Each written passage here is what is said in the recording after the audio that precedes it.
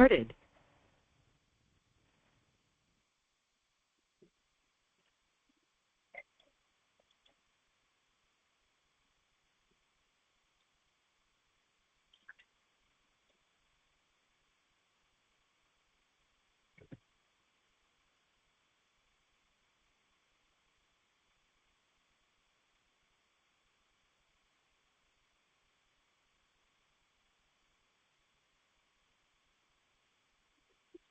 नमो लोये सौहरिदन्तानं नमो लोये सौहृदानं नमो लोये सौभागिर्यानं नमो लोये सौज्यायानं नमो लोये सौत्रिकावती सावनम् ओंकारमिन्दु संयुक्त नित्यं ध्यायन्ति योगिनः कामदमोक्षदं चैवोंकाराय नमो नमः मङ्गलं भगवान् यो मङ्गलं गौतमोऽग्नि मङ्गलं कुञ्कुण्डार्यो विजेन्द्रमोसुमङ्गलं नमः समयसाराय स्वानुभूत्या चकास्ते चित् स्वभावाय भवाय सर्वः विभाव निरुद्ध निराकार।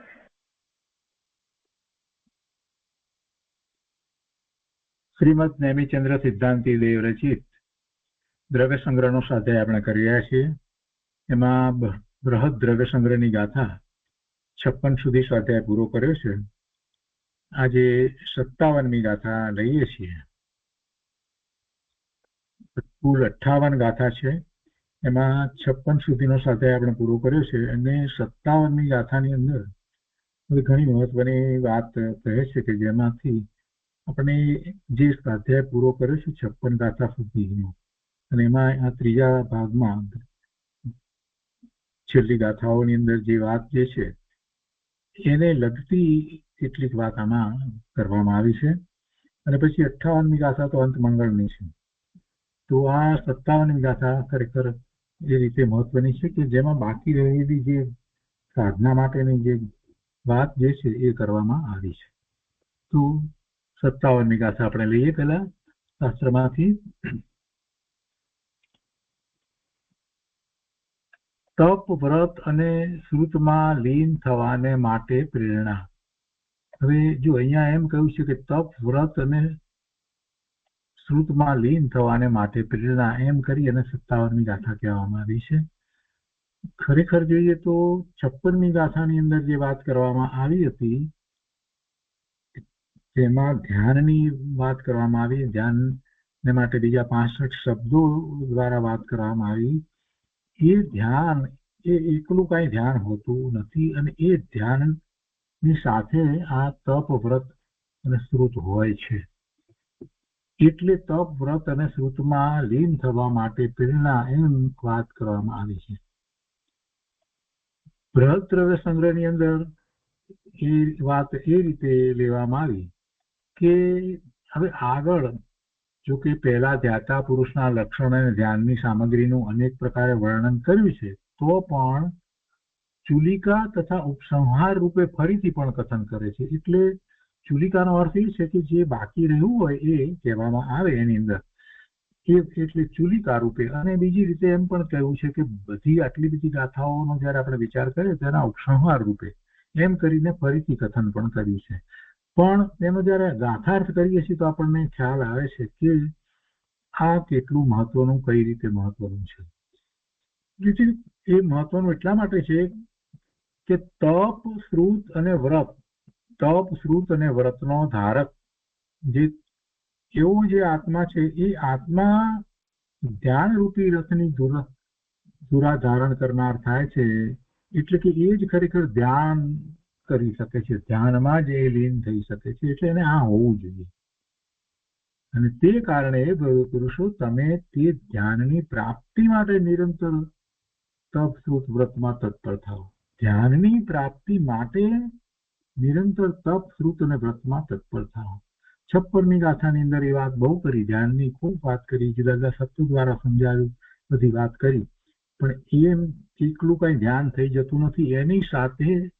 એની સાથે તપ વ્રત અને શ્રુત માં લીન થવા માટે અહીંયા પ્રેરણા કરવામાં આવી છે. એટલે અહીંયા ફક્ત શીર્ષક તરીકે ભલે એટલું લીધું કે તપ વ્રત અને શ્રુતમાં લીન થવા માટે પ્રેરણા, પણ મૂળ કારણ એનું એ છે અગાઉની ગાથાની અંદર જે વાત આવી ધ્યાન માટેની, ધ્યાનના મહત્વની અને નિર્વિકલ્પ ધ્યાનની વાત આવી તો એમાં લીન થવું એને માટે અહીંયા આ ગાથા કહેવામાં આવી છે અને શબ્દ પણ એવા જ છે એના. તો આપણે પહેલા ગાથા લઈએ. સંસ્કૃતમાં ગાથા આ રીતે છે. તપઃ શ્રુત વ્રતવાન ચેતા ધ્યાન રથ ધુરંધરઃ ભવતી યસ્માત તસ્માત તત્રિક નિરતા તલ્લબ્ધૈ સદા ભવત. એનો અર્થ કરીએ પેલા હિન્દીમાં જરા લઈએ. એટલે હિન્દીમાં ગાથા આ રીતે છે. તપ ધારઈ અર આગમ પઢઈ વ્રત પાલઈ આત્મ ઈમ બઢઈ ધ્યાન ધુરંધર ભઈ સિદ્ધિ કરે તીનું ધરી શિવ રમણી વરઈ. 3 ધરી અને પછી એ ખરેખર ધ્યાન કરી અને શિવ રમણીને વરે છે એમ કરીને વાત લેવામાં આવી છે. તો અહીંયા ગાથાના નિવાર્થમાં કહે છે કે અસ્માત તપઃ શ્રુત વ્રતવાન, જેથી કરીને તપ શ્રુત અને વ્રતને ધારણ કરનાર, ચેતા એટલે આત્મા, ધ્યાન રથ ધુરંધર ધ્યાન રૂપી રથની ધુરાને ધારણ કરનાર ભવતી થાય છે. તસ્માત તે કારણથી તલબ્ધૈ સદા તત્વિક નિરતા ભવત, તે પરમ ધ્યાનની પ્રાપ્તિ માટે નિરંતર તપ શ્રુત અને વ્રત એ 3માં લીન થાઓ. જ્યાં સુધી મૂળ વાતને ન પકડીને ત્યાં સુધી બધું વાંચ્યા જ કરીએ પણ નહીં ખ્યાલ આવે. શું વાંચ્યું બધું પાછું અડધો કલાકમાં તો એનો ભાવ પણ નહીં આવે ને બધું ભૂલાઈ જશે. એટલા માટે મૂળ ગાથામાં શું કહેવા માંગ્યું છે એ સમજવું જરૂરી છે.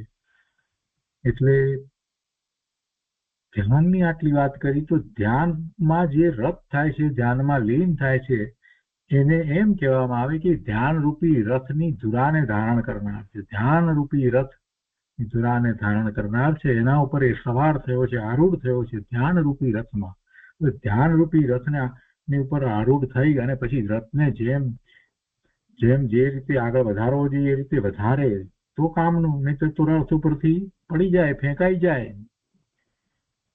આપણે સામાન્ય વિચાર કરીએ કે જે વ્યક્તિ રથ ઉપર ચડે છે અને એની ધરાને ધારણ કરી અને પછી રથને આગળ જે ચલાવે છે તો એ એમને એમ ચલાવી નથી શકતો. એની પણ કેટલીક યોગ્યતા, પાત્રતા વગેરે હોય તો એ રથ ઉપર આરૂઢ થઈ અને પોતાના સ્થાને પહોંચે છે. એટલે એને આરૂઢ થયો કહેવાય. નહીતર તો ગમે તે રથ ઉપર ચડે તો એ રથ ઉપરથી પડી જાય, ફેંકાઈ જાય રથ દોડે ત્યાં. એટલે એમ જયારે આપણે વિચાર કરીએ ત્યારે ખ્યાલ આવે છે કે આ તો બહુ મહત્વની વાત છે. ધ્યાન રૂપી રથ, ધ્યાનમાં આરૂઢ થવું, ધ્યાનમાં રોકાઈ જવું, ધ્યાનમાં પોતાની સિદ્ધિ પ્રાપ્ત થાય ત્યાં સુધી એમાં આરૂઢ થઈ જવું. એવું કરવા માટે બીજી કેટલીક યોગ્યતાની જરૂર છે ને એ અહીંયા ચુલિકા રૂપે કહેવામાં આવ્યું છે. બાકી રહ્યું છે એટલે કહી દીધું છે. અને એ આ 3જા ભાગનો 3જા અધિકારનો સાર છે. શું કહે છે કે અર્થમાં ફરીથી જોઈએ કે જેથી કરીને તપ શ્રુત અને વ્રતને ધારણ કરનાર આત્મા ધ્યાન રૂપી રથની ધુરાને ધારણ કરનાર થાય છે, તે કારણથી તે પરમ ધ્યાનની પ્રાપ્તિ માટે નિરંતર તપ શ્રુત અને વ્રત એ 3માં લીન થાઓ. ધ્યાનની પ્રાપ્તિ માટે, એવા ધ્યાનની પ્રાપ્તિ માટે તપ શ્રુત અને વ્રત એ 3માં લીન થાઓ એમ કહ્યું છે. મૂળ કારણ આ છે. આખી વાતને બરાબર સારી રીતે ના પકડીએ તો પછી કઈ એનો અર્થ નથી. આ 57ની ગાથાનો આ હાર્દ છે. કારણ કે તપ શ્રુત અને વ્રતનો ધારક આત્મા ધ્યાન રૂપી રથની ધુરા ધારણ કરનાર થાય છે. જે તપ શ્રુત વ્રતનો ધારક નથી એવો એ આત્મા ધ્યાન રૂપી રથની ધુરાને ધારણ કરનાર થઈ શકે નહીં. એકલા ધ્યાનમાં એ લીન થઈ શકે નહીં. ધ્યાનમાં જે લીન થાય છે એને આ હોય છે, તપ શ્રુત વ્રત હોય છે. અને તે કારણે એ ભવ્ય પુરુષો હવે ઉપદેશ આપે છે કે તમે તે ધ્યાનની પ્રાપ્તિ માટે નિરંતર તપ શ્રુત અને વ્રતમાં તત્પર થાઓ. હવે હવે એના પછી ભાવાર્થ તરીકે આખી વાતને સમજાવશે કે તપ કોને કહેવાય, શ્રુત કોને કહેવાય અને વ્રત કોને કહેવાય. તો શાસ્ત્રમાંથી આગળ એ વાત આપણે લઈએ છીએ. ભાવાર્થમાં અહીંયા કહે છે, જુદા જુદા શાસ્ત્રોમાંથી આખી વાતને લઈ અને એ વાતને દ્રઢ કરાવી છે. એટલે પહેલી વાત કહે છે તપ. તપ કોને કહેવાય, તપ કોને કહ્યું છે શાસ્ત્રમાં. એટલે કેટલા બધા શાસ્ત્રોનો આધાર આપી અને અહીંયા ભાવાર્થ લખવામાં આવ્યો છે. એમાં કહે છે કે મોક્ષ શાસ્ત્ર એટલે તત્વાર્થ સૂત્ર, ઉમા સ્વાતીજી ભગવાનનું તત્વાર્થ સૂત્ર. સંસ્કૃતની અંદર સૂત્ર રૂપે લખાયેલો સર્વપ્રથમ ગ્રંથ. ઉમા સ્વાતીજી ભગવાન કુંકુંદાચાર્ય ભગવાનના શિષ્ય, એમણે એની રચના કરી. તો કહે છે કે તત્વાર્થ સૂત્રમાં નિર્જરા માટે શું, તપને માટે શું કહ્યું છે કે તપસા નિર્જરા, અને નિર્જરા માટે શું કહ્યું છે એમ કહીએ તો પણ એમ કહેવાય કે તપસા નિર્જરા ચ, તપ દ્વારા નિર્જરા થાય છે. તો એવું તપ હોય કે જેના દ્વારા નિર્જરા થાય. અર્થાત તપથી નિર્જરા પણ થાય છે. શુભ અશુભ ઈચ્છાઓ મટતા ઉપયોગ શુદ્ધ થાય છે. તેથી તપ વડે નિર્જરા કહી છે, માટે તપ કરવું જોઈએ. કયા તપની વાત છે? 6 પ્રકારના બાહ્ય અને 6 પ્રકારના અભ્યંતર તપ, એમ 12 પ્રકારે તપ કહેવામાં આવ્યા છે. તો એ તપ નિર્જરાનું કારણ છે. અને એ તપ નિર્જરાનું કારણ છે એટલે એ વખતે એને શું હોય?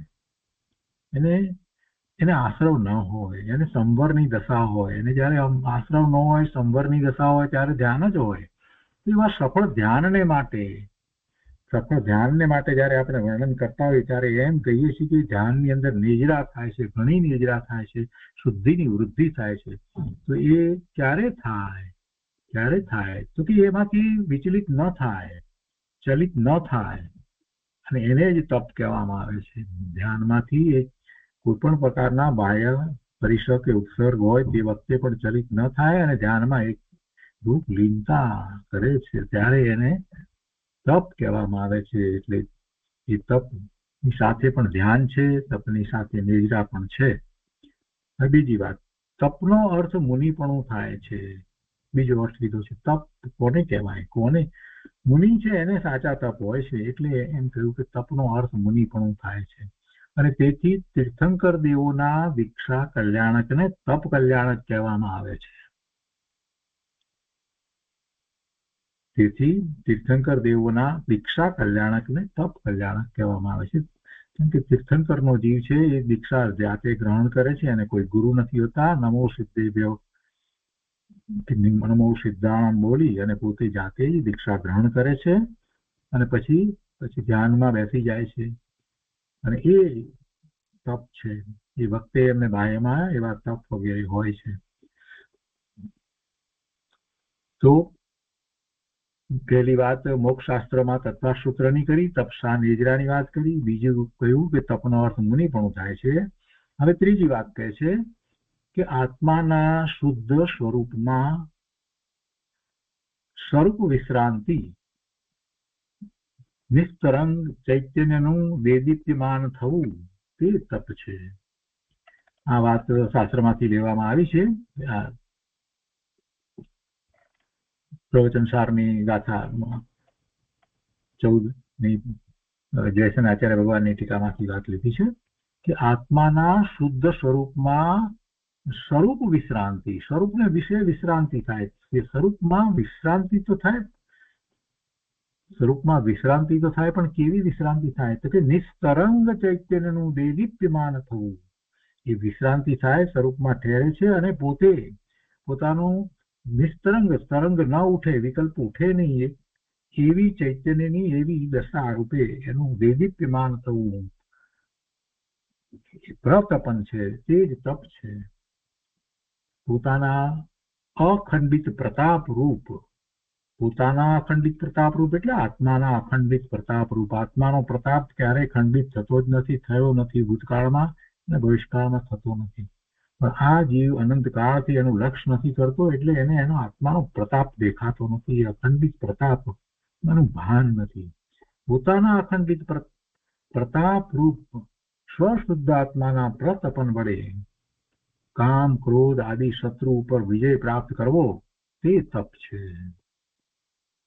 પ્રસિદ્ધ શુદ્ધ કારણ પરમ તત્વમાં સદા અંતર્મુખ રહીને લીન રહીને પ્રતાપવંત વર્તવું તે તપ છે. કે છે પોતાના અખંડિત પ્રતાપરૂપ સ્વ શુદ્ધ આત્માના પ્રતપન વડે કામ ક્રોધ આદિ શત્રુ ઉપર વિજય પ્રાપ્ત કરવો તે તપ છે. અને પછી કહે છે કે પ્રસિદ્ધ શુદ્ધ કારણ પરમ તત્વમાં સદા અંતર્મુખ રહીને લીન રહીને પ્રતાપવંત વર્તવું તે તપ છે. ધ્યાન કરે છે તો એમ સામાન્ય વાત નથી. ધ્યાન કરે છે તો એ પોતે પ્રતાપવંત થઈ જાય છે. એમાંથી બહાર જયારે આવે, જયારે સાતમા ગુણસ્થાનની દશામાં પણ ત્યારે નિર્વિકલ્પ ધ્યાનમાંથી બહાર આવે છે તો દેદીપ્યમાન થઈને પ્રતાપવંત થઈને વિજયી થઈને બહાર આવે છે. પોતાના સ્વરૂપની પ્રાપ્તિ અપૂર્વ એવી કરીને બહાર આવે છે. એમ એ પ્રતાપવંત છે. અને એવું ક્યારે થાય છે તો એનો વિચાર કરીએ તો એમ ખ્યાલ આવે છે કે એમને બાહ્યમાં પણ એ જ રીતે તપ વગેરે હોય છે. અને અંતરંગ તપમાં ખૂબ ખૂબ એકાગ્રતાપૂર્વક લીન થઈ જાય છે. કે એવા લીન થઈ જાય છે કે બાહ્યમાં અમને પરિસરો કે ઉપસર્ગો કઈ દેખાતા નથી, એનું લક્ષ્ય થતું નથી. એ બધાને જીતી લે છે. આ બધા ક્રોધ કામ આદિ બધા શત્રુઓને એ જીતી લે છે. બહુ સરસ વાત મૂકી છે કે પ્રસિદ્ધ શુદ્ધ કારણ પરમ તત્વમાં નિયમસારની અંદર કારણ પરમાત્માની વાત કરી છે. આ ગાથા ત્યાંથી લીધી, આ વાત ત્યાંથી લેવામાં આવી છે. નિયમસારની ગાથા 118માંથી વાત લીધી છે. શુદ્ધ કારણ પરમ તત્વમાં તો કારણ પરમાત્મામાં સદા અંતર્મુખ રહીને લીન રહીને પ્રતાપવંત વર્તવું તે તપ છે. અને આવા શુદ્ધ ભાવરૂપ પરિણમન તે નિશ્ચય તપ છે. અને તપ સંબંધી શુભ વિકલ્પ તે જ્ઞાનીનો વ્યવહાર તપ છે. તપ સંબંધી શુભ વિકલ્પ, જો શુભ વિકલ્પ એ કેવો હોય, તપમાંથી બહાર આવ્યા છે તો તપ સંબંધીનો શુભ વિકલ્પ હોય છે. અને એ મહાત્માનો, મહાપુરુષનો, એ જ્ઞાનીનો એ વ્યવહાર તપ, અને એને વ્યવહાર તપ કહેવામાં આવે છે. તો આ તપની વાત કરી. હવે બીજી વાત છે શ્રુતની વાત હતી. તો અહીંયા શ્રુતમાં દ્રવ્ય શ્રુત અને ભાવ શ્રુત બે પ્રકારે શ્રુત આપણે સમજીએ છીએ. દિનેશ્વર ભગવાનની વાણી છે તે દ્રવ્યશ્રુત છે, અને આપણને એ પ્રાપ્ત થાય છે ગણધર ભગવાનની કૃપાથી, આચાર્ય ભગવાનની કૃપાથી. એ દ્રવ્યશ્રુત છે. એ દ્રવ્યશ્રુતને આપણે દ્રવ્યશ્રુત ત્યારે જ કહી શકીએ કે જ્યારે આપણે ભાવશ્રુત પ્રગટ કરીએ. અને ભાવશ્રુત કરવાનું એ મૂળભૂત કારણ છે. જ્યાં સુધી ભાવશ્રુત પ્રગટ ન કરીએ ત્યાં સુધી માત્ર માહિતી રૂપ જ છે. અહીંયા કે છે દ્રવ્યશ્રુતમાં કે ખરેખર આગમ વિના પદાર્થોનો નિશ્ચય કરી શકાતો નથી. મૂળ વાત કરી છે, બહુ સરસ. ખરેખર આગમ વિના, ભગવાનની વાણી જેમાં રહી છે એવા આગમો, જીનવાણી આગમ, એના વિના પદાર્થોનો નિશ્ચય કરી શકાતો નથી. કારણ કે આગમ જ જેને ત્રણેય કાળે ઉત્પાદ વ્યય ધ્રુવ રૂપ ત્રણ લક્ષણો વર્તે છે એવા સકળ પદાર્થ સમૂહના યથાતથ જ્ઞાન વડે સુસ્થિત અંતરંગથી ગંભીર છે. આગમ જ એ વાત આપણને કહેવા વાળા છે. એમાંથી જે વાતની પ્રાપ્તિ થાય છે. શેની પ્રાપ્તિ થાય છે કે પદાર્થો કેવા છે. પદાર્થોની અંદર ઉત્પાદ વ્યય અને ધ્રુવ એ ત્રણ લક્ષણ વર્તે છે. અને એનું આખું સ્વરૂપ જણાવનાર કોણ છે? ભગવાન છે. અને ભગવાનની વાણી એ આગમ છે. તે આગમ જ એને જણાવે છે, પ્રસિદ્ધ કરે છે. આગમ જ જેને ત્રણેય કાળે ઉત્પાદ વ્યય દ્રવ રૂપ ત્રણ લક્ષણો વર્તે છે એવા સકળ પદાર્થો. આ ત્રણ લક્ષણ તો એ બધા પદાર્થોના છે. જગતના બધા જ દ્રવ્યો જે છે એ દ્રવ્યોને આ ત્રણ લક્ષણ છે, ઉત્પાદ વ્યય ધ્રુવ. સમયે સમયે એની જે પર્યાય બદલાય છે, નવી નવી પર્યાય થાય છે, ઉત્પાદ છે. અને એનો વ્યય થાય છે. જે વખતે વ્યય થાય છે પૂર્વની પર્યાયનો, એ જ વખતે નવી પર્યાયનો ઉત્પાદ થાય છે. અને વસ્તુ ધ્રુવ તરીકે કાયમ રહે છે. એવું સ્વરૂપ છ દ્રવ્યોનું છે. એટલે અહીંયા એ પદાર્થ તરીકે વાત લીધી છે કે ઉત્પાદ વ્યય દ્રવ્ય રૂપ ત્રણ લક્ષણો વર્તે છે એવા સકળ પદાર્થ નો સમૂહ એને યથાતથ કોણ કહે છે? જેમ છે તેમ એનું સારી રીતે વર્ણન કોણ કરે છે? જેવી રીતે છે એવી રીતે કોણ દર્શાવે છે? તો કે એ આગમ છે. એવા સકલ પદાર્થ સમૂહના યથાતથ જ્ઞાન વડે સુસ્થિત અંતરંગથી ગંભીર છે. આગમો એવી રીતે ગંભીર છે, એનાથી સહિત છે. મુમુક્ષુએ ભગવાન અર્હંત સર્વજ્ઞથી સ્વયં જાણીને કહેવાયેલા શબ્દ બ્રહ્મા કે જેનું અનેકાંત રૂપી લક્ષણ પ્રગટ છે તેમાં નિષ્ણાત થવું. કેમ કે પદાર્થોના નિશ્ચય વિના ધ્યાનરૂપ એકાગ્રતા સિદ્ધ થતી નથી. કોઈને પ્રશ્ન થાય કે પદાર્થોને જાણીને મારે શું કામ છે? હું તો ધ્યાન કરીશ. ભાઈ, ધ્યાન તું કોનું કરીશ? ધ્યાન કરવા માટે તારે પદાર્થોને જાણવા જ પડશે. સ્વ અને પરનો નિર્ણય પાક્કો કરવો જ પડશે. અને સ્વ કેવું છે? સ્વ કેવું છે કે જેની અંદર પર પહોંચતું પણ નથી, અને સ્વ કેવો છે કે જે પરમાં પહોંચતો નથી, પર એમાં પહોંચતું નથી. એવા સ્વનું ધ્યાન કરવા માટે એને બધા જ પદાર્થોને જેમ છે તેમ જાણવા તો પડશે, એના લક્ષણ સહિત જાણવા પડશે. એટલે અહીંયા પદાર્થોનું જ્ઞાન કરવું અને એ જ્ઞાન આગમ દ્વારા થાય એમ અહીંયા કહેવામાં આવ્યું છે. ફરીથી વાંચીએ. મુમુક્ષુએ, જે મોક્ષાર્થી જે છે, મોક્ષના અભિલાષી છે, એમણે ભગવાન અર્હંત સર્વજ્ઞથી સ્વયં જાણીને, ભગવાને સ્વયં પોતે જાણ્યું છે, પછી કહ્યું છે જાણીને કહેવાયેલા શબ્દ બ્રહ્મ કે જેનું અનેકાંત રૂપી લક્ષણ પ્રગટ છે. ભગવાને એ અનેકાંત દ્વારા એ પ્રકાશ્યું છે. શબ્દ દ્વારા જે કહેવું છે એને શબ્દ બ્રહ્મ કહેવામાં આવે છે. તો તેમાં નિષ્ણાત થવું એટલે કે એ જ્ઞાનને જીનવાણીને પ્રાપ્ત કરવી, જેમ છે તેમ સમજવું, ભગવાને જેમ કહેવા ધાર્યું છે તેમ. કેમ એમ કરવું? તો કેમ કે પદાર્થોના નિશ્ચય વિના ધ્યાનરૂપ એકાગ્રતા સિદ્ધ થતી નથી. દ્રવ્યશ્રુત માટે આ બધી વાત ચાલી રહી છે. તપની વાત પૂરી થઈ, હવે દ્રવ્યશ્રુતની વાત છે. આ એક કારણ. હવે બીજી વાત લે છે કે ટંકોત્કીર્ણ જ્ઞાયક એક સ્વભાવ એવો જે નિજ પરમાત્મા પદાર્થ, તેમાંથી શરૂ કરીને બધા પદાર્થો સંબંધીનો નિર્ણય આગમથી થાય છે. આગમ વિના આપણને આત્માનો નિર્ણય નથી થતો.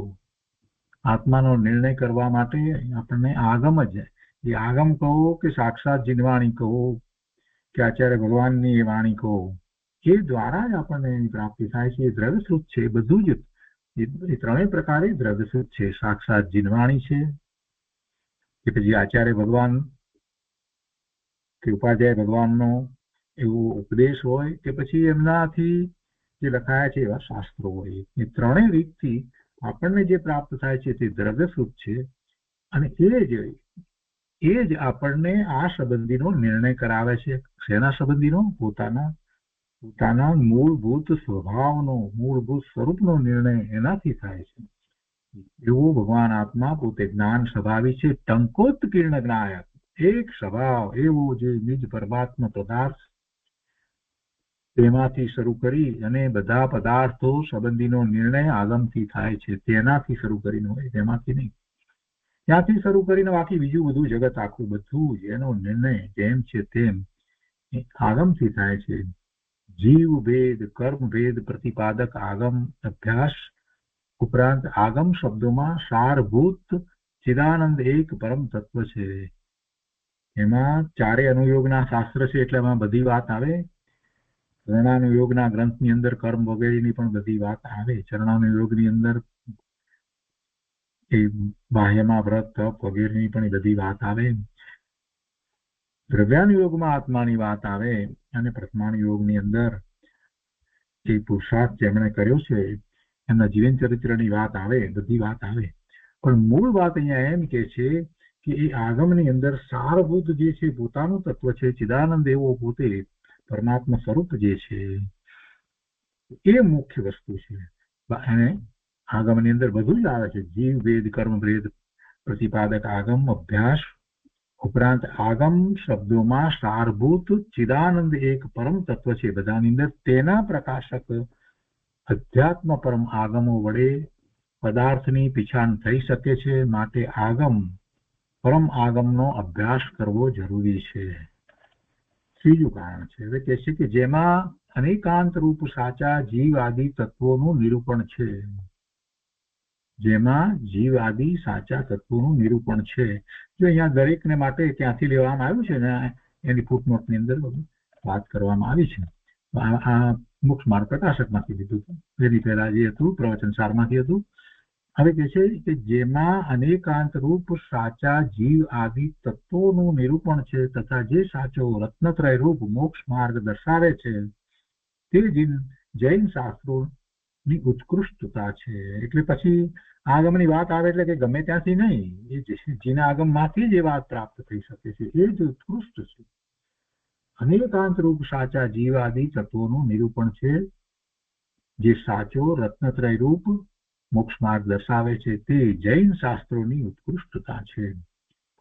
ચોથી વાત કહે છે કે તીર્થંકર પરમદેવની વાણી જે પૂર્વાપર દોષ રહિત તથા શુદ્ધ છે. ભગવાનની વાણી પૂર્વાપર દોષ રહિત જ હોય, શુદ્ધ હોય, અનેકાંતમય હોય, તેને આગમ કહે છે. આગમમાંથી એ વાત આપણને પ્રાપ્ત થાય છે. નિયમસારની ગાથા 8માંથી વાત લીધી છે. ભગવાન અરહંતના મુખ કમળથી નીકળેલો સકળ જનતાને શ્રવણનું સૌભાગ્ય મળે એવો સુંદર આનંદ જરતો અનઅક્ષરાત્મક દિવ્ય ધ્વનિ છે, ઓમકાર ધ્વનિ છે. અને તે ઉપરથી ગણધર દેવોએ તથા તેને અનુસરીને આચાર્ય આદિ જ્ઞાનીઓએ જે વિતરાગી શાસ્ત્રો રચ્યા તે આગમ છે. એવા આગમ કહે છે. હરિહંત ભગવાનના મુખ કમળથી કહેવાય, મુખ કમળથી જ કહેવાય, આખા શરીરમાંથી એવો દિવ્ય ધ્વનિ જે નીકળે છે એ જગત આખાના જીવોને કલ્યાણનું કારણ છે. નિયમસરની ગાથામાંથી વાત લીધી છે. પછી પાંચમું કહે છે કે જે આગમ મોક્ષ માર્ગનો પ્રકાશ કરે તે જ આગમ વાંચવા સાંભળવા યોગ્ય છે. ગમે તે શાસ્ત્રો સમજીને વાંચી નાખીએ, જે જીનવાણી નથી, મિથ્યા દ્રષ્ટિએ જે લખેલું છે એને વાંચવાનો કાંઈ અર્થ નથી. અત્યારે વર્તમાનમાં સામાન્ય કંઈક ધર્મની વાતના શબ્દો બે અંદર હોય અને મોટો પેરેગ્રાફ લખ્યો હોય તો લોકો એકબીજાને મોકલે છે, વોટ્સઅપ કરે છે. એ ઠીક નથી. સમજવું જોઈએ ખરેખર આ જીનવાણી છે કે નથી. કે વર્તમાનની અંદર જેને સમ્યક દર્શન નથી એવા કેટલાય લોકો કેટલાય પુસ્તકો લખી નાખ્યા છે. એટલે કઈ જીનવાણી થઈ જતી નથી. મોક્ષ માર્ગ પ્રકાશકમાં એ સંબંધીની ઘણી બધી વાત કરવામાં આવી છે. જે આગમ મોક્ષ માર્ગનો પ્રકાશ કરે તે જ આગમ વાંચવા સાંભળવા યોગ્ય છે. કારણ કે જીવો સંસારમાં નાના પ્રકારના દુઃખોથી પીડિત છે. જો શાસ્ત્રરૂપી દીપક વડે મોક્ષ માર્ગને પામે તો તે મોક્ષ માર્ગમાં ગમન કરી અને દુઃખોથી મુક્ત થાય. પણ એવા શાસ્ત્રો હોવા જોઈએ ને જે મોક્ષ માર્ગનો પ્રકાશ કરતા હોય. હવે મોક્ષ માર્ગ તો એક વિતરાગ ભાવ છે. માટે શાસ્ત્રમાં કોઈ પ્રકારે રાગ દ્વેષ મોહનો નિષેધ કરી વિતરાગ ભાવનું પ્રયોજન પ્રગટ કર્યું હોય તે જ શાસ્ત્રો વાંચવા સાંભળવા યોગ્ય છે. અને એટલા માટે જ ગુરુદેવ જ્યારે કોઈ પણ બીજી વાત ધર્મના નામે કોઈ કરી હોય, કોઈ તપના નામે કે આના નામે, ત્યારે ગુરુદેવ હંમેશા કહેતા કે આ જીનવાણી છે કે નથી. જો ખોટી વિચિત્ર વાતો કરી હોય તો ગુરુદેવ એમ કહેતા કે આ જીનવાણી હોય નહીં, ભલે ગમે તે કહે વાત કરતા હોય. શુભાવ દ્વારા ધર્મ થાય એવો ખૂબ પ્રચાર કરતા હોય ગુરુદેવ કે ના એવી વાત હોઈ શકે નહીં. અથવા તો યાત્રા દ્વારા કે મોક્ષની પ્રાપ્તિ થાય, આટલી વખત યાત્રા સમય શિખરની કરીએ તો આ બધી તો ગુરુદેવ કે એ વાતને હંમેશા કહેતા કે ના એ જીનવાણી હોય નહીં. કોઈ કે ગમે તે કરી અને મારી મચડીને વાતો બધી લખી નાખી છે એ જીનવાણી કહેવાય નહીં. જીનવાણીનો ખરેખર તો પરીક્ષા કરી અને પછી નિર્ણય કરવો જોઈએ કે આ જીનવાણી છે. એમને બધું વાંચી નાખીએ, જે આવ્યું તે વાંચી નાખીએ એમ ન હોય ભાઈ. આપણે ખાતી વખતે વિચાર કરીને ખાઈએ છીએ ને, ગમે તે ખાઈ નથી નાખતા. તો પછી આ તો અનંત કાળના જે ભવના ભ્રમણ જે છે એનાથી છૂટવા માટેનો મોક્ષનો માર્ગ છે. તો કઈ અમે એમ ગમે તેમ વસ્તુને પકડી લઈએ એમ ન હોય. ન સમજ પડે તો બીજા જે એવા વિદ્વાન વગેરે જે છે એને પૂછવામાં આવે કે ખરેખર આ વાંચવા યોગ્ય છે કે નહીં. વાંચવાનું શરૂ કરતા પહેલા હંમેશા એ નિર્ણય કરવો જોઈએ કે ખરેખર શું છે. ખરેખર આ શાસ્ત્રો જે છે એનો જ અભ્યાસ હોય. પછીથી ઘણું બધું લખાયું છે ને ઘણું બધું રોજ રોજ લખાયા કરે છે અને છપાયા કરે છે. છપાય એટલે કઈ એનો અર્થ એવો નથી પુસ્તક રૂપે છપાય એટલે બધું જ ઈનવાણી થઈ જાય છે, એવો કોઈ અર્થ નથી. પંડિત ટોડરમલજીએ તો આ સંબંધમાં ઘણી બધી વાત કરી છે, ઘણી સ્પષ્ટતાઓ કરી.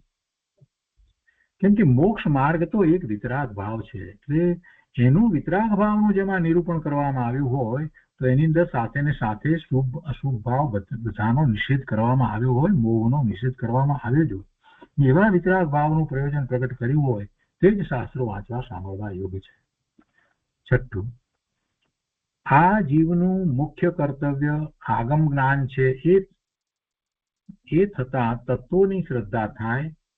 જો આગમ જ્ઞાનને મુખ્ય કર્તવ્ય અપેક્ષાથી કહ્યું છે, કેમ કે મિથ્યા દ્રષ્ટિ જીવ છે એને ધર્મ તરફ લઈ જવો હોય તો એનો ક્રમ અહીંયા તો દર્શાવવાની અપેક્ષાથી મુખ્ય કર્તવ્ય કહ્યું છે.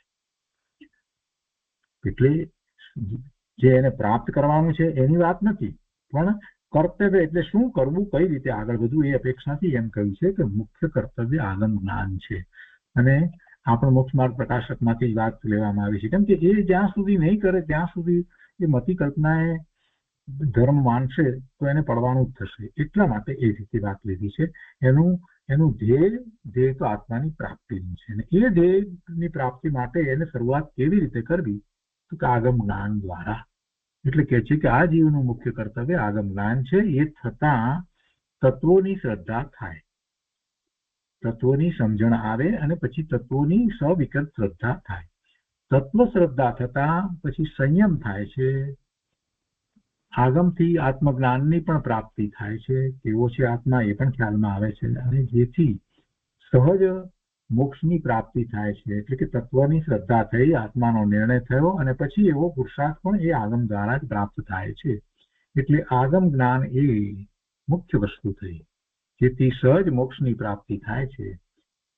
ધર્મના અનેક અંગો છે, તેમાં પણ એક ધ્યાન વિના આનાથી ઊંચું ધર્મનું એક પણ અંગ નથી.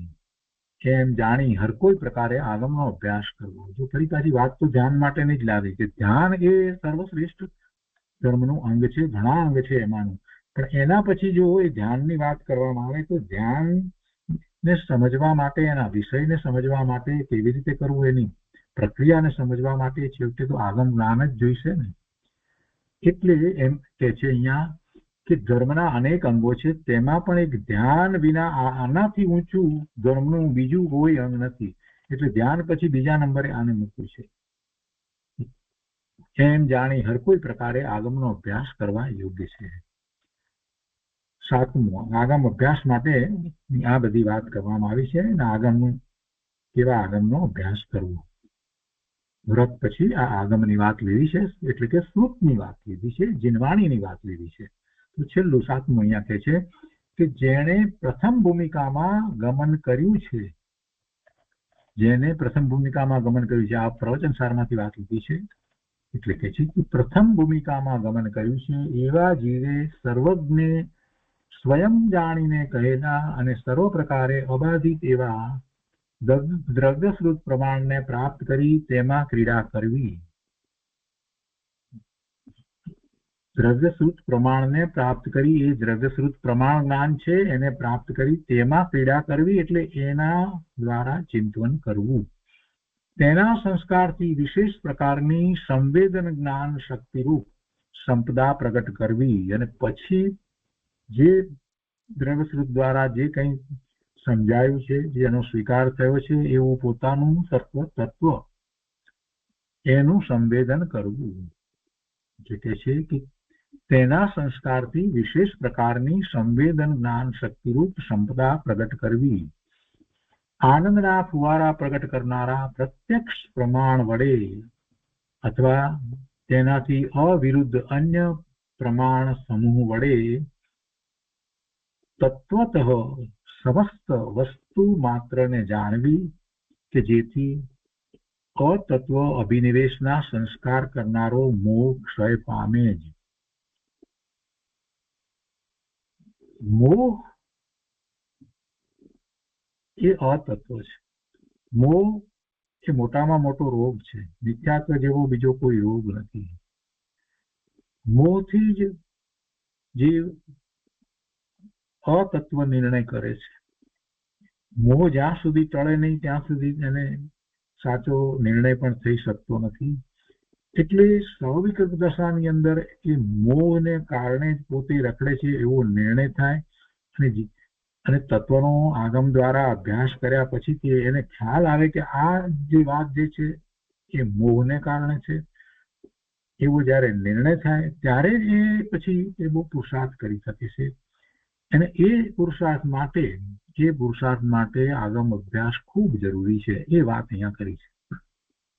પછી વાંચીએ કે દ્રવ્યશ્રુત પ્રમાણને પ્રાપ્ત કરી અને એમાં ક્રીડા કરવી, એને વિચારવું, ચિંતન કરવું, અને પછી કે છે કે તેના સંસ્કારથી વિશેષ પ્રકારની સંવેદન જ્ઞાન શક્તિરૂપ ક્ષમતા પ્રગટ કરવી, એટલે અનુભૂતિ કરવી, એના જ્ઞાન દ્વારા કરવી, એટલે એમાં નિમિત્ત કારણ હોય. જેને જેને નિર્વિકલ્પ ધ્યાન થાય છે એને એવું આગમનું જ્ઞાન છે, એ જીનવાણી છે, એ જ નિમિત્ત કારણ થાય છે.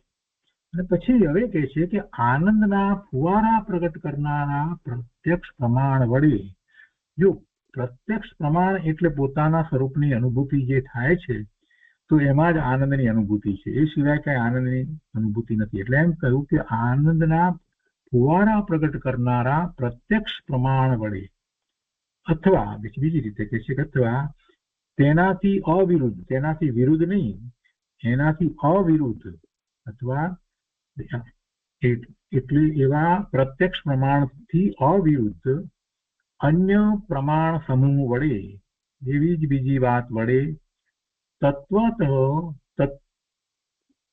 તત્વત સમસ્ત વસ્તુ માત્રને જાણવી, કે જેથી અતત્વ અભિનિવેશના સંસ્કાર કરનારો મોહ ક્ષય પામે. અતત્વના અભિનિવેશનું કારણ મોહ જ છે, અને એવો મોહ એના દ્વારા ક્ષય પામે છે. માટે મોહનો ક્ષય કરવામાં પરસ શબ્દ બ્રહ્મની ઉપાસનાનો ભાવ જ્ઞાનના અવલંબન વડે દ્રઢ કરેલા પરિણામથી સમ્યક પ્રકારે અભ્યાસ કરવો તે એક ઉપાય છે. અહીંયા પરસ શબ્દના ઘણા અર્થ થાય છે. અહીંયા આપણે પરસનો એક અર્થ પારસમણી પણ થાય છે, અને બીજો એક અર્થ થાય છે સ્પર્શ પણ થાય છે. તો આપણે એ સ્પર્શ અર્થને ગ્રહણ કરીએ છીએ. અહીંયા પરસ શબ્દ જે છે તો સ્પર્શ, અડવું, પારસમણી એવો પણ એનો અર્થ થાય છે. તો શું કહે છે અહીંયા? માટે મોહનો ક્ષય કરવામાં પરસ શબ્દની ઉપાસનાનો ભાવ જ્ઞાનના અવલંબન વડે દ્રઢ કરેલા પરિણામથી સમ્યક પ્રકારે અભ્યાસ કરવો તે એક ઉપાય છે. જો એમને અભ્યાસ કરવાની વાત નથી, ભાવ જ્ઞાનના અવલંબન વડે, એટલે માત્ર અભ્યાસ કરીએ ને તો ફક્ત ચિંતન થાય, એના ઉપર આપણે લેખ લખીએ, નિબંધ લખીએ, એ થાય. એટલે એમાં ઉપાસના કાંઈ થતી નથી. પરંતુ ભાવ જ્ઞાનના અવલંબન વડે, એટલે જે આપણે આગમ દ્વારા જાણ્યું છે આત્માનું સ્વરૂપ, એને અનુભવીએ છીએ ત્યારે એવું ભાવ જ્ઞાન થાય છે. એના અવલંબન વડે પછી એનો વિસ્તાર આગળ એવો જ થાય છે, કેમ કે એનું પછી જે ચિંતન થાય છે તે આત્મા વિશેનું જ આગળ ચિંતન થાય છે. એટલે 7મે થી 6 આવે છે, અને આત્મા સિવાય બીજી કોઈ વાત હોતી જ નથી. સ્વાવિકલ્પ દશામાં એ જ વાત હોય છે. ભાવ જ્ઞાનના અવલંબન વડે દ્રઢ કરેલા પરિણામથી સમ્યક પ્રકારે અભ્યાસ કરવો તે એક ઉપાય છે. તો આ આગમ વિશેની વાત થઈ. હવે એના પછી ત્રીજી વાત, અહીંયા દ્રવ્યશ્રુતના સાર પદો, ભાવશ્રુત જ્ઞાન ધ્યાન, એની એ રીતે ત્રીજી વાત અહીંયા લીધી છે. દ્રવ્યશ્રુતના સાર પદો એટલે કે ભાવશ્રુત જ્ઞાન ધ્યાન. દ્રવ્યશ્રુતના સાર પદો એમ કહ્યું છે, એટલે મૂળ તો એ દ્રવ્યશ્રુતમાં એ વાત આવી છે ભગવાનના ભાવશ્રુતમાંથી. એટલે ભાવશ્રુત જ્ઞાન ધ્યાન, એ ધ્યાનમાંથી જે વાત આવી છે એ અહીંયા આપણને પ્રાપ્ત થાય છે દ્રવ્યશ્રુત તરીકે. ભગવાનને જે પ્રાપ્ત કર્યું છે એ એમને માટે તો ભાવશ્રુત છે, અને એમને તો પૂર્ણ એ પ્રાપ્ત કર્યું છે. પણ એ આપણને જે પ્રાપ્ત થાય છે એ વાણી દ્વારા પ્રાપ્ત થાય છે, એ દ્રવ્યશ્રુત છે. એટલે એમ કેવું છે. તો એમાંથી વાત પ્રાપ્ત થાય છે. એટલે કહે છે કે દ્રવ્ય શ્રુતના સાર પદો ભાવ શ્રુત જ્ઞાન ધ્યાન.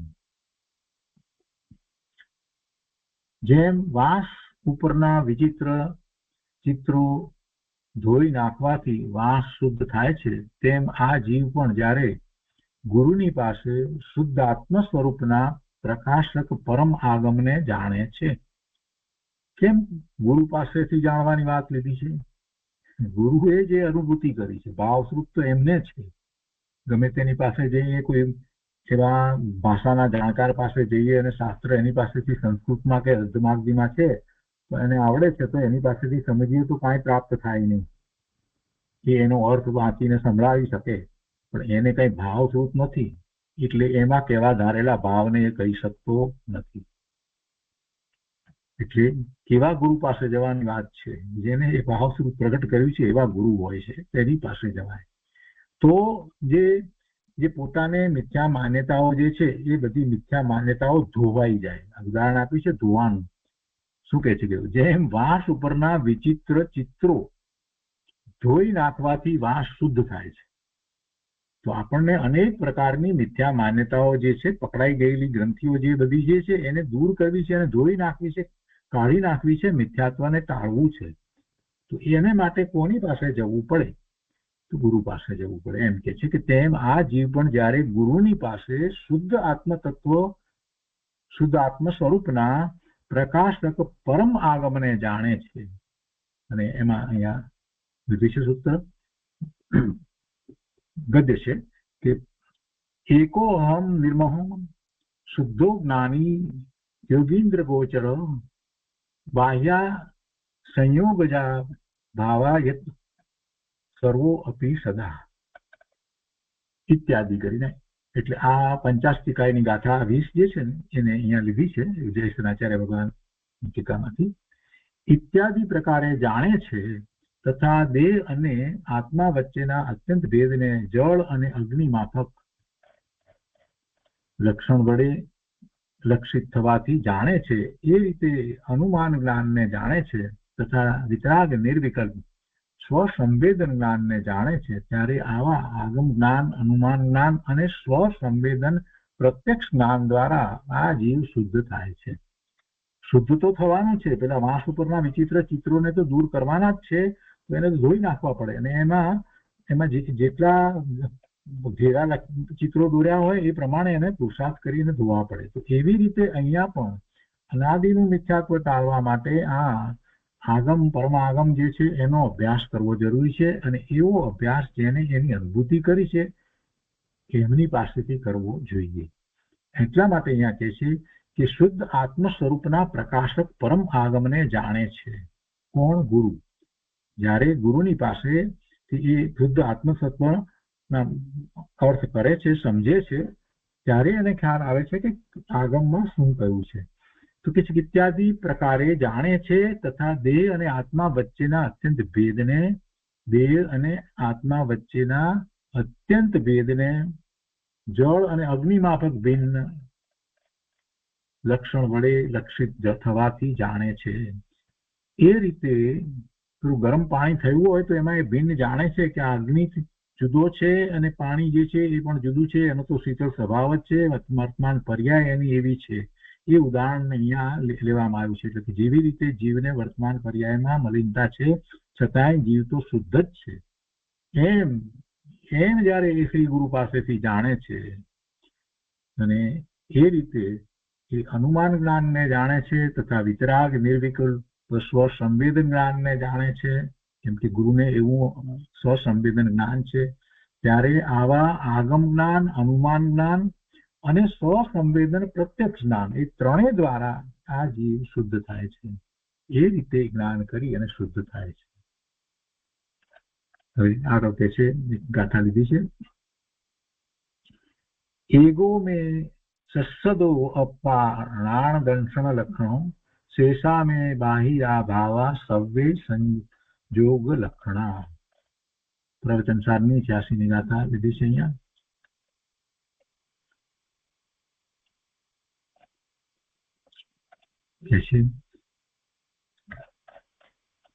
અહીંયા એક નિયમસારની ગાથા છે. ગાથામાં અહીંયા એક કરે છે, તો ત્યાં નિયમસારની જે અર્થ છે એમાં પ્રવચનસારમાંથી લીધો છે. આ નિયમસારની ગાથા 102, તેનો અર્થ જ્ઞાન દર્શન લક્ષણ વાળો શાશ્વત એક આત્મા મારો છે. જ્ઞાન દર્શન લક્ષણ વાળો શાશ્વત એક આત્મા મારો છે અને બાકીના બધા ભાવો મારાથી બાહ્ય છે. એ વાત અહીંયા આ ગાથાની અંદર લીધી છે. તો કે છે કે એવી એકત્વ ભાવના વડે સ્વજન પરજન આદિ પ્રત્યે જીવ નિર્મોહપણું પ્રાપ્ત કરે છે. મોહ એનો ટળી જાય છે. સ્વજન પરજન આદિ પ્રત્યે જીવ નિર્મોહપણું પ્રાપ્ત કરે છે. સ્વજનો એટલે પોતાના સગા સંબંધીઓ અને પરજનો એટલે બીજાઓ પ્રત્યે, બધા પ્રત્યે જીવ માત્ર પ્રત્યે એને સંભાવ પ્રત્યે છે મોહ ચાલ્યો જાય છે.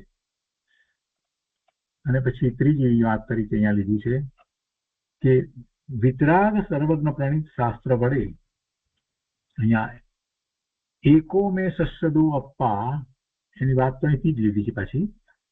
ઇત્યાદિ પરમાત્મા ઉપદેશક શ્રુત જ્ઞાન વડે પ્રથમ આત્માને જાણે છે, પછી વિશિષ્ટ અભ્યાસ વડે પરમ સમાધિ કાળે રાગાદિ વિકલ્પ રહિત આત્માને અનુભવે છે. આ ક્રમ બતાવે છે. પેલા જાણે છે ને પછી એવું જ એ અનુભવે છે. તો એ પ્રવચનસાર 86 ગાથામાં દેશનાચાર્ય ભગવાનની અને અહીં પણ નિયમસાર ગાથા 102 ના આધાર રૂપે એમ બે રીતે આ વાત લીધી.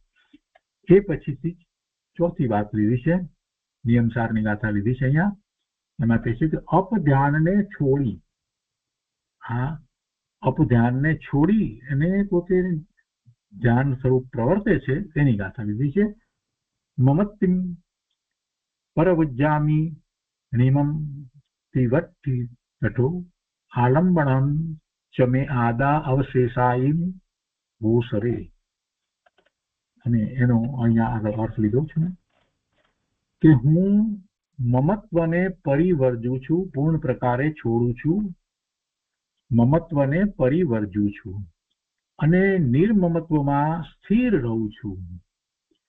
આત્મા મારું આલંબન છે અને બાકીનું હું વોસરું છું. અહીંયા તાજું છું ને ત્યાગું છું એમ હોવું જોઈએ. વોસરાવે છે ને છોડી દે છે, બધું છોડી દે છે. આત્મા મારું આલંબન છે અને બાકીનું હું ઓસરું છું, છોડું છું, ત્યાગું છું. એ પછીથી અહીંયા 100મી ગાથા લીધી છે. આદા ખુ મુજ આણે આદા મેં દંશને ચરિતે આદા પચખાણે આદા મેં સંવરે જોગે. ખરેખર મારા જ્ઞાનમાં આત્મા છે, મારા દર્શનમાં તથા ચારિત્રમાં આત્મા છે. મારા જ્ઞાનમાં આત્મા છે, મારા દર્શનમાં તથા ચારિત્રમાં આત્મા છે. જ્ઞાન દર્શન ચારિત્રમાં આત્મા જ પ્રવર્તે છે. એ પર્યાય નિર્મળ પર્યાય જે છે એની અંદર એમાં આત્મા જ વ્યાપી રહ્યો છે. મારા પ્રત્યાખ્યાનમાં આત્મા છે. મારા સંવરમાં તથા યોગમાં, શુદ્ધ ઉપયોગમાં, અહીંયા યોગનો અર્થ કરવાનો, શુદ્ધ ઉપયોગમાં આત્મા છે. આત્મા મારો ક્યાં વ્યાપે છે?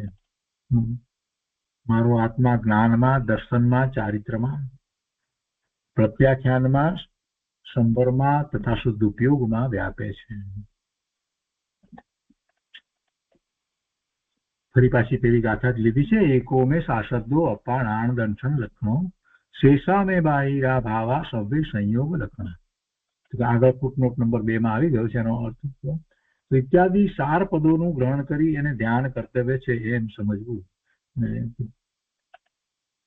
અહીંયા 57મી ગાથા તરીકે લીધી છે. હવે 5મી વાત કચિત કરે છે આગળ કે આ શાસ્ત્રનું સાર પદ 13 સવ્ય શુદ્ધાહુ શુદ્ધણ્યા સર્વે જીવો શુદ્ધ નયે શુદ્ધ છે. અને સમયસાર ગાથા 109 થી 112 માં આધાર રૂપે શ્રી જયસન આચાર્ય ભગવાને પણ આ પદ લીધું છે. સત્તાગ્રાહક શુદ્ધ દ્રવ્યાર્થિક નયના બળે પૂર્વોક્ત વ્યંજન પર્યાયોથી સિદ્ધ અને સંસારી સમસ્ત જીવ સર્વથા વ્યતિરિક્ત જ છે. કેમ કે સવ્ય શુદ્ધા હું શુદ્ધનયા એવું વચન હોવાથી નિયમસારની ગાથામાંથી વાત લીધી છે. એવું હોવાથી શુદ્ધ નયના વિષયભૂત નાયક ભાવના આશ્રય જીવ સમ્યક દ્રષ્ટિ થાય છે અને તે સંબંધીનું સારપદ. આ અત્યારે આપણે જે વાત કરી રહ્યા છે સારપદ એટલે જે આગમમાંથી જે અનુભવ સહિતની જે વાતો જે લેવામાં આવી છે એ સારપદની વાત છે. એટલા માટે આ બધી જુદી જુદી ગાથાઓ દ્વારા સારપદ આપણને કહી રહ્યા છે. તો અત્યારે જે આપણે વાંચી રહ્યા છીએ એ સારપદ છે. સારપદ એટલે સારભૂત વાતો અને એમાંથી કેટલીક મહત્વની ગાથાઓ જુદા જુદા શાસ્ત્રની લઈ અને આખા આગમના સાર રૂપ વાત કરી રહ્યા છે. એમ કહ્યું ને કે સારપદ ગ્રહણ કરવું, એ સારપદ કેવી રીતે ગ્રહણ થાય? તો કે જેના મુખમાંથી આ જે ધ્વનિ છૂટી છે એવા ભગવાનને આ બધું હતું અને એટલે એ સાર રૂપે એ જુદા જુદા શાસ્ત્રમાં ગણધર ભગવાને એ લીધું છે અથવા તો આચાર્ય ભગવાને એ લીધું છે. ગણધર ભગવાને તો ઘણી મોટી રચના કરી છે અને આચાર્ય ભગવાને અહીંયા શાસ્ત્રમાં એ રીતે મૂક્યું છે. એટલે આ બધી જીનવાણી છે અને એ ખરેખર શાસ્ત્રના સારરૂપ જે ગાથાઓ છે એ દરેક શાસ્ત્રમાં જે મહત્વની ગાથાઓ છે એવી કેટલીક અહીંયા લીધી છે. બધી તો લઈ શકાય નહીં. એટલે પણ કહેવાનો આશય એ છે કે આ જે છે એ દ્રવ્ય સ્વરૂપ એવું છે કે એ અનુભવ સહિતની વાત કહેવામાં આવી છે. અને એને સારી રીતે સમજવામાં આવે તો માત્ર ગાથાઓનો અર્થ નહીં પરંતુ એનો ભાવ જે છે એ પકડાય. એટલા માટે આ વાત લીધી છે. હું મમત્વને પરિવર્જું છું અને નિર્મમત્વમાં સ્થિર રહું છું. આત્મા મારું આલંબન છે અને બાકીનું હું ઓસરાવું છું. પછી કીધું કે ખરેખર મારા જ્ઞાનમાં આત્મા છે, મારા દર્શનમાં તથા ચારિત્રમાં આત્મા છે, મારા પ્રત્યાખ્યાનમાં આત્મા છે, મારા સંવરમાં તથા યોગમાં શુદ્ધ યોગમાં આત્મા છે. પછી પહેલા જે વાત આવી ગઈ છે એટલે પછી કહે છે કે આ શાસ્ત્રનું સારપદ છે. એમાં કહે છે કે સર્વે જીવો શુદ્ધ નયે શુદ્ધ છે. સર્વે જીવો શુદ્ધ નયે શુદ્ધ છે. સમયસાર ગાથા 109 થી 112 આધાર રૂપે શ્રી જયસનાચાર્ય આ પદ લીધું છે. પછી સત્તાગ્રાહક શુદ્ધ દ્રવ્યાર્થિક નય ના બળે પૂર્વોક્ત વ્યંજન પર્યાયોથી સિદ્ધ અને સંસારી સમસ્ત જીવ સર્વથા વ્યતિરિક્ત જ છે. કેમ કે શબ્દે શુદ્ધા હું શુદ્ધનયા એવું વચન હોવાથી એ શુદ્ધ જ છે. એ રીતે લેવું છે. સત્તાગ્રાહક શુદ્ધ દ્રવ્યાર્થિક નય, શુદ્ધ દ્રવ્યાર્થિક નયથી સત્તાગ્રાહક શુદ્ધ દ્રવ્યાર્થિક નયના બળે પહેલા કહેવાયું તે પૂર્વોક્ત વ્યંજન પર્યાયોથી એટલે જે ત્યાં જે કહેવાયું છે ને ત્યારે એ રીતે પૂર્વોક્ત લેવાનું છે. તે વ્યંજન પર્યાયોથી સિદ્ધ અને સંસારી સમસ્ત જીવ સર્વથા વ્યતિરિક્ત જ છે. જો વ્યંજન પર્યાય એટલે જીવની પર્યાય કહી તો પ્રદેશત્વ ગુણની પર્યાય એને આપણે વ્યંજન પર્યાય કહીએ છીએ. પ્રદેશત્વ ગુણની પર્યાયને વ્યંજન પર્યાય કહેવામાં આવે છે. તો એ પર્યાયોથી સિદ્ધ અને સંસારી સમસ્ત જીવ સર્વથા વ્યતિરિક્ત જ છે. હવે આ જે છે ને એ અપેક્ષાથી આખું કથન ત્યાં કરવામાં આવ્યું છે. શાસ્ત્રમાં ત્યાં આખો વિસ્તાર કરવામાં આવ્યો છે. હંમેશા જે પર્યાય જે છે એ પર્યાયથી તો આત્મા એ એક સમયની પર્યાય એટલે આપણે અર્થ પર્યાયની વાત કરીએ છીએ ત્યારે પણ એ તો વાત કરીએ છીએ. અને આ વ્યંજન પર્યાયથી એ વ્યતિરિક્ત એમ કહેવામાં આવ્યો છે કે પર્યાયનું લક્ષ્ય છોડાવવા માટે. એ સિદ્ધ હોય કે સંસારી એને જે વ્યંજન પર્યાય છે પ્રદેશત્વ ગુણની પર્યાય છે. અને પ્રદેશત્વ ગુણની પર્યાય જે છે એ કઈ આનું આખું સ્વરૂપ નથી. એ તો પ્રદેશ એના અસંખ્ય છે તો એવી એક પર્યાય હોય છે અને એ બદલાય છે. સિદ્ધ થાય છે ત્યાર પછીથી એ બદલાતી નથી. તો એનાથી વ્યતિરિક્ત એમ બતાવવો છે આત્મા, એનાથી અતિરિક્ત છે એમ ત્યાં બતાવવામાં આવ્યું છે. તો એમાં એ નિયમસારની અંદર એ વાત આવે છે. એ આખો વિસ્તાર આખો લઈએ ત્યારે આપણને એ વાત સમજમાં બરાબર આવે કે ખરેખર આત્માને ત્યાં એવો દર્શાવ્યો છે કે આત્માનું જે સ્વરૂપ જે છે એ આખું જ્ઞાન સ્વરૂપ જ ત્યાં લેવામાં આવ્યું છે નિયમસારની અંદર. તો પછી એ પર્યાય જે છે એનાથી ભિન્ન બતાવ્યો છે. અને એમાં પ્રદેશત્વ ગુણની પર્યાય જે એ વ્યંજન પર્યાય એનાથી પણ એને ભિન્ન બતાવવામાં છે. એ અપેક્ષાથી બતાવવામાં આવે છે. કઈ અપેક્ષાથી? તો કે શુદ્ધ નયની અપેક્ષાથી. કેવો શુદ્ધ નય? તો કે શુદ્ધ દ્રવ્યાર્થિક નય. અને એ પણ શું કેવો લેવો છે કે સત્તાગ્રાહક લીધો છે એટલે ત્યાં માત્ર જીવ જ એ જ્ઞાન સ્વરૂપ જે ભગવાન આત્મા જે છે એ જ ત્યાં લેવામાં આવ્યું છે. એટલે એ અપેક્ષાથી આ વ્યંજન પર્યાય છે એનાથી પણ એ વ્યતિરિક્ત છે. નહીતર તો વ્યંજન પર્યાય તો એને છે જ. ક્યાં કોઈ કાળે એને નથી એવું તો હોતું જ નથી, પણ આખી વાત જુદી છે. એટલે અહીંયા આ શબ્દો મહત્વના. સત્તાગ્રાહક શુદ્ધ અને દ્રવ્યાર્થિક નહીં. એમ સત્તાગ્રાહક શુદ્ધ દ્રવ્યાર્થિક નયના બળથી આ કહેવામાં આવી છે. એવું વચન કેમ છે? અને એ કેમ કે શબ્દે શુદ્ધા હું શુદ્ધણાય એવું વચન હોવાથી એ વ્યક્તિ રીતે જ છે. અને એના પછીની વાતમાં આવે છે કે શુદ્ધ નયના વિષયભૂત જ્ઞાયક ભાવના આશ્રય જીવ સમ્યક દ્રષ્ટિ થાય છે તે સંબંધીનું સારપદ. અહીંયા સમય સારની 11મી ગાથા. એ આપણે દરેક વખતે ગુરુદેવ એનો તો વિસ્તાર કરે છે. વ્યવહારો આબુદ્ધ ભૂયત્થો દેશીદો શુદ્ધણાઓ ભૂયત્તમસીદો ખલુ સમાયથી અવય જીવો. એટલે શુદ્ધનયની વાત ત્યાં કરવામાં આવી છે. વ્યવહાર જે છે એ અભૂતાર્થ છે અને ભૂતાર્થના આશ્રય જીવ પોતે સમ્યક દર્શનથી માંડી અને છે કેવળ જ્ઞાન સુધીની બધી પર્યાયો પ્રગટ કરે છે. એ વાત જે 11મી ગાથામાં છે એ વાત લીધી છે. અહીંયા શુદ્ધનયના વિષયભૂત નાયક ભાવના આશ્રયે જીવ સમ્યક દ્રષ્ટિ થાય છે તે સંબંધીનું સારપદ આ 11મી ગાથા છે.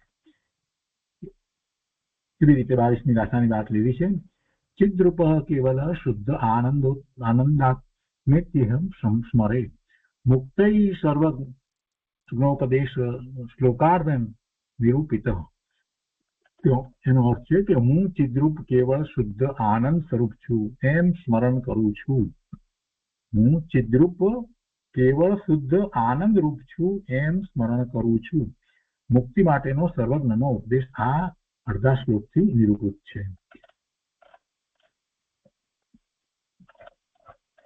હવે એના પછીની બે વાત આપણે સાથે લઈ લઈએ છીએ. ચોથી વાત કરી. હવે વ્રતની વાત લેવી છે તો વ્રતની વિશે અહીંયા બહુ ઓછું લીધું છે. આ બધું શ્રુતની વાત તો ઘણી અહીંયા કરવામાં આવી છે. તો કે છે અહીંયા વ્રત સંબંધી કે નિશ્ચય અને વ્યવહાર કરી અને વાત લીધી છે. નિશ્ચય વ્રતનું સ્વરૂપ ગાથા 35માં તથા વ્યવહાર વ્રતનું સ્વરૂપ ગાથા 45માં આવી ગયું છે. એટલું યાદ રાખવું કે નિશ્ચય વ્રત વિના સાચા વ્યવહાર વ્રત કોઈને પણ હોઈ શકે નહીં. નિશ્ચય વ્રત વિનાના વ્રતને તો ભગવાન બાળ વ્રત કહે છે. અને 5મી વાત લીધી છે પરમ ધ્યાનની પ્રાપ્તિનું ફળ. તપ શ્રુત અને વ્રતમાં લીન થવાનો ઉપદેશ પરમ ધ્યાનની પ્રાપ્તિ માટે છે. આજે શરૂઆત જે કરીને ગાથા તેને માટે આ 3 વસ્તુ કરવાની. તપ શ્રુત અને વ્રત એની વાત લેવામાં આવી છે. તો એ શેને માટે છે? તો એ આપણે શરૂઆતમાં જે વાત લીધી કે આ ગાથાનું મૂળ કારણ શું છે. શા માટે એમ કહ્યું કે તપ શ્રુત અને વ્રતમાં લીન થવું? કેમ કે ધ્યાન એ વિના ખરેખર સિદ્ધ થતું જ નથી. તપ શ્રુત અને વ્રતમાં લીન થવાનો ઉપદેશ પરમ ધ્યાનની પ્રાપ્તિ માટે છે. અર્થાત પુરુષાર્થ વધારી વિકલ્પ તોડી સ્વરૂપમાં લીન થવું એનું નામ ધ્યાન છે. અને એના ફળ સ્વરૂપે 4 ગતિઓનું નિવારણ થાય છે. 4 ગતિઓ ટળે છે. બીજું શુદ્ધ આત્મતત્વની ઉપલબ્ધિ રૂપ નિર્વાણ થાય છે. અને ત્રીજું પરતંત્રતાની નિવૃત્તિ અને સ્વતંત્રતાની પ્રાપ્તિ છે. તો એ રીતે અહીંયા 57મી ગાથા પૂરી કરી અને એમાં આ મૂળ વાત આ છે તપ શ્રુત અને વ્રતમાં લીન થવાનો ઉપદેશ કરવામાં આવ્યો અને એના ફળ સ્વરૂપે આ બધું પ્રાપ્ત થાય છે એમ અહીંયા લીધું. વ્રત સંબંધી અહીંયા વિસ્તાર ઓછો લીધો છે, પણ બ્રહ્મદેવજીની ટીકાની અંદર અને પછી પૂજ્ય ગુરુદેવે જે વિસ્તાર કર્યો છે એની અંદર એ બધી વાત આવે છે. દરેકના વિસ્તાર આવે છે. એટલે ત્યાંથી આપણે વધારે પાછી વાતને સમજીશું. ફરીથી પાછી પહેલી વાતને છેલ્લે યાદ કરી અને આપણે સ્વાધ્યાય પૂરો કરી છે. પહેલી વાત અહીંયા એ હતી કે જેથી કરીને તપ શ્રુત અને વ્રતને ધારણ કરનાર આત્મા ધ્યાન રૂપી રથની ધુરાને ધારણ કરનાર થાય છે. ધ્યાન રૂપી રથ ઉપર આપણે આરૂઢ થવું છે. માટે આપણે તપ શ્રુત અને વ્રતને ધારણ કરીએ છીએ. અને આ અહીંયા ભાવાર્થની અંદર તપ વિશે કેટલીક વાતો કરી અને ત્યાર પછી શ્રુત વિશે ઘણી વાત કરી છે અને વ્રત વિશે જે થોડી વાત કરી છે પણ એ બધું હવે પછીના સ્વાધ્યાયની અંદર આપણે લઈશું. તો એ પરમ ધ્યાનની પ્રાપ્તિ માટે તપ શ્રુત અને વ્રત જે છે એ ત્રણેયમાં લીન થાઓ. આજનો સ્વાધ્યાય અહીંયા સુધી રાખીએ છીએ.